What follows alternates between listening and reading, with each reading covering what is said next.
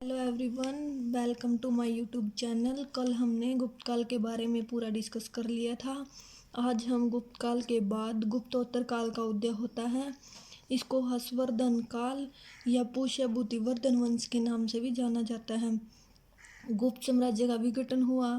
भारत में अनेक शक्तिशाली शक्तियों का उदय हुआ। इनमें से सबसे शक्तिशाली और महत्वपूर्ण एक राजवंश था। उसका नाम था वर्धन वंश। वर्धन वंश का संस्थापक कौन था? पुष्यभूति ने वर्धन वंश की स्थापना की थी और थानेश्वर, जो कि कुरुक्षेत्र में है, हरियाणा में है, वहाँ पर वर्धन वंश की स्थापना हुई थी। किंतु जो वास्तविक संस्थापक है वो हर्षवर्धन को माना जाता है, क्योंकि हर्षवर्धन ने अपने साम्राज्य का विस्तार किया था। इसके बाद हर्षवर्धन के बारे में हम जानकारी लेते हैं।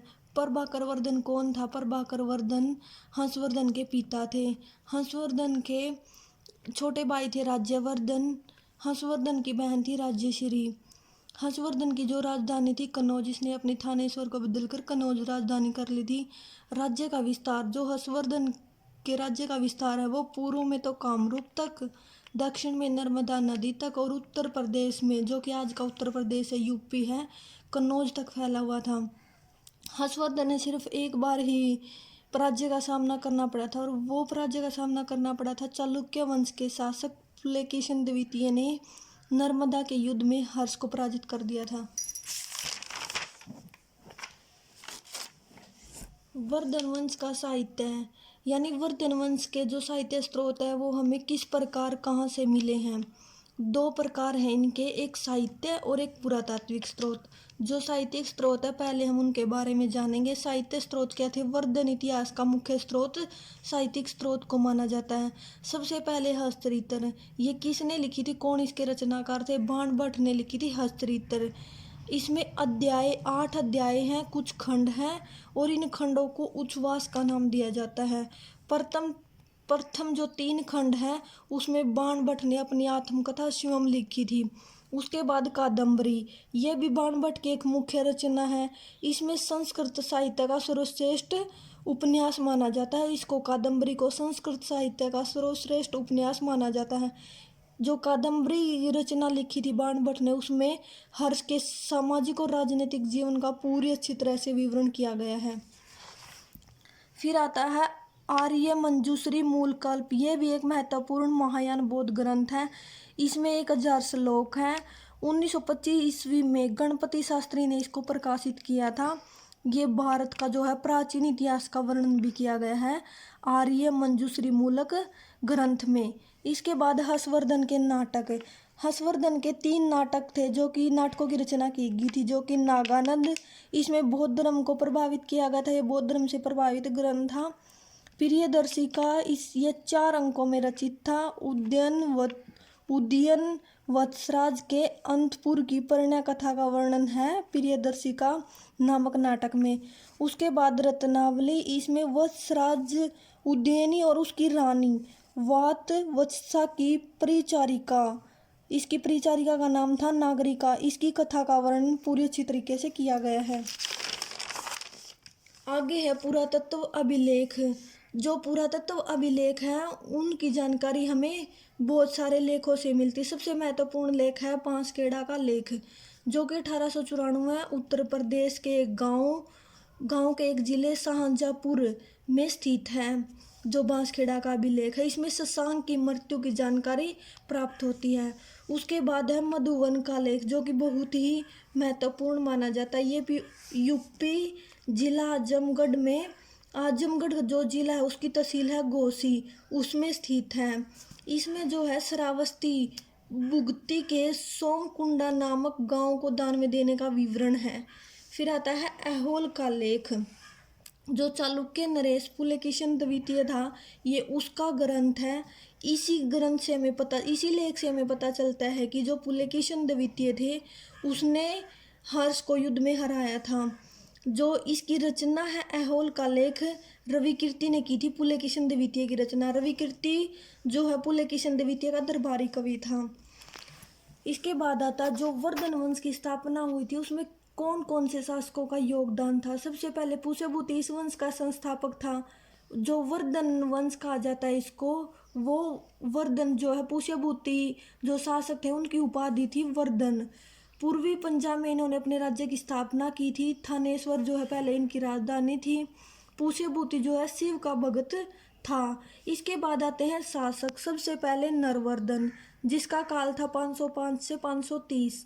उसके बाद राज्यवर्धन जो 530 से 550। फिर तीसरा जो शासक था वो आदित्यवर्धन जो कि 555 से 580 उसका कार्यकाल माना जाता है। फिर आता है प्रभाकर वर्धन जो 580 से 605 ईस्वी तक इसका टाइम पीरियड है। हर्षवर्धन जो कि महत्वपूर्ण योग्य शासक था, इसका काल था 606 ईस्वी से 647 तक। वैसे तो प्रभाकर वर्धन भी एक महान योग्य शासक हुआ है। इसको जो है महान योग्य शासक होने के कारण इसको परम भट्टारक महाराजा धीराज की उपाधि मिली हुई थी। यह एक प्रतापी शासक था। इसने जो प्रभाकर वर्धन था हर्षवर्धन के पिता, इसने अपनी पुत्री जो राजश्री थी उसका विवाह मोखरी शासक ग्रैवर्मन के साथ किया था। इसके बाद जो महान शासक है हर्षवर्धन, उसको पुष्यभूति वंश का महानतम शासक माना जाता है। हर्षवर्धन का जन्म 590 ईस्वी में हुए थे और हर्षवर्धन राजा बने थे 606 ईस्वी में कनौज और थानेश्वर के। इनके पिता प्रभाकर वर्धन थे और इनकी माता यशोमती थी। राज्यवर्धन जो कि हर्षवर्धन का भाई था, उसकी मृत्यु का बदला लेने के लिए इसने देवगुप्त और शशांक को भी पराजित किया था हर्षवर्धन ने, और इनको पराजित करके कनौज का भी राजा बन गया था। राजश्री कौन थी? राजश्री हर्षवर्धन की बहन थी। राजश्री की खोज करने के लिए हर्ष ने आचार्य दिवाकर की सहायता ली थी। इसने देवगुप्त और शशांक को पराजित कर दिया। फिर यह बाद में शशांक गौड़ की मृत्यु के बाद 619 ईस्वी में जो हर्ष था थानेश्वर का राजा, उसने गौड़ को भी अपने राज्य में मिला लिया। उसके बाद आता है हर्षवर्धन का प्रशासन कैसा था। हर्षवर्धन के प्रशासन के बारे में हेनसांग जो कि एक चीनी यात्री था और बाणभट्ट ने इसके प्रशासन का उल्लेख किया है। हेनसांग हर्षवर्धन के काल में ही भारत आया था। ये एक चीनी यात्री था। कादम्बरी जो कि बाणभट्ट का एक महत्वपूर्ण कीर्ति लेख है, इसमें हर्ष के राजा के आदर्शों का उल्लेख बताया गया है। जो बाणभट्ट है, बाणभट्ट ने हर्षवर्धन को भीष्म पितामह, द्रोणाचार्य, कर्ण, युधिष्ठिर, अर्जुन, शिव आदि से इसकी तुलना की है। जो हर्ष का प्रशासन था वो जो दिन होता है उसके 3 भागों में डिवाइड किया गया था। जो पहला भाग था वो प्रशासनिक कार्यों में, और जो बाकी के 2 हिस्से बच जाते थे वो धार्मिक जनहित के लिए हर्ष उनका प्रयोग करता था। हर्ष के सभी कार्यों में निपुण और योग्य राजा था।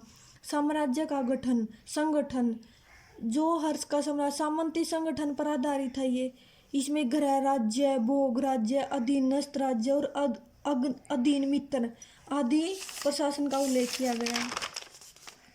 फिर आते हैं जो हर्षवर्धन राजा थे उसके मंत्री और अधिकारी कौन कौन थे।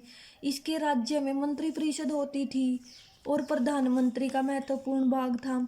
हर्षवर्धन का मंत्री था भंडी जो कि हर्ष राजा का महत्वपूर्ण मंत्री माना जाता था। जो आवंती भाग है वो युद्ध संधिक आवंती है जो नाम, वो युद्ध शांति का मंत्री होता था। सिंहनाद मंत्री सेना का प्रधान होता था।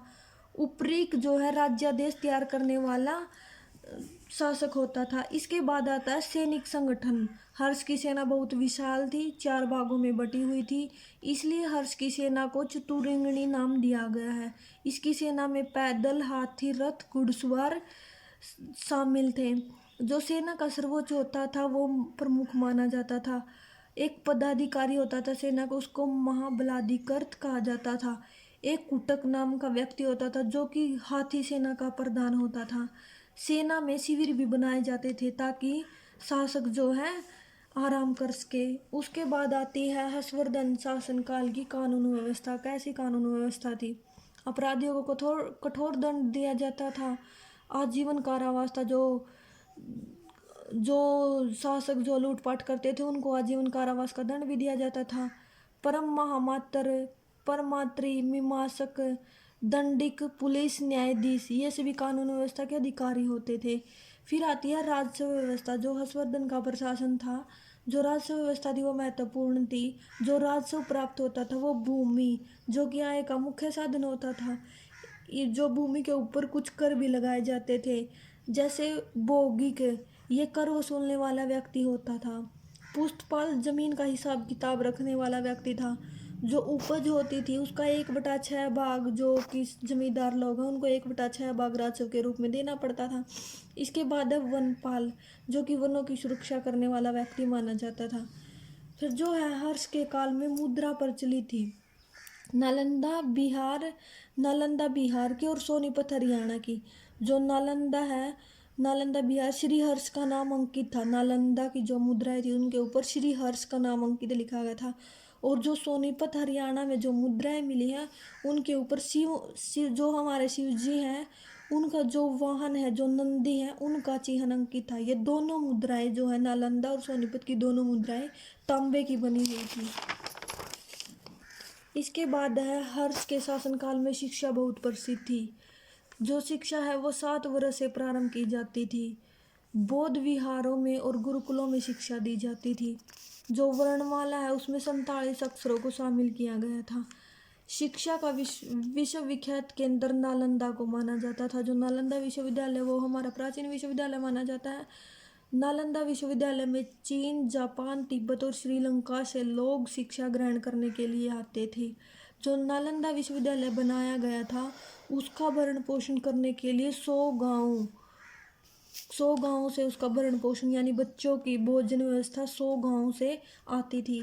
इसके बाद शिक्षा का दूसरा महत्वपूर्ण केंद्र था वल्लभी। जो नालंदा विश्वविद्यालय था उसके एक आचार्य थे शीलभद्र। जो चीनी यात्री हेनसांग हुए हैं वो जो हर्ष को शिलादित्य कहते थे। इसके बाद जो चीनी यात्री हेनसांग हैं उनका भारत यात्रा विवरण, इसका हर्ष के काल में बहुत ही महत्वपूर्ण योगदान माना जाता है। ये शाक्य मुनि यात्रियों का राजकुमार था। 630 ईस्वी में यह भारत आया था और 644 ईस्वी तक रहा था।